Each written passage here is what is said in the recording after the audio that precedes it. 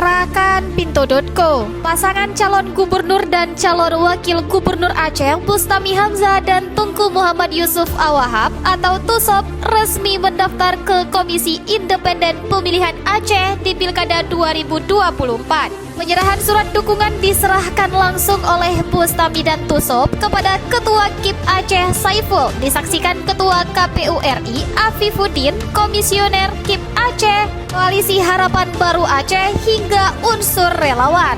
Bustami mengatakan alasannya dirinya ikut pada kontestasi Pilkada Aceh 2024 adalah karena keyakinan untuk membangun dan memberikan kesejahteraan bagi masyarakat Aceh. Bustami menyatakan bersama TUSOP kesediaan untuk mengabdi kepada masyarakat Aceh melalui pemilihan gubernur November mendatang. Pihaknya juga menyatakan akan mentaati segala aturan yang berlaku, baik aturan dari KIP maupun Panitia Pengawas Pemilihan Aceh.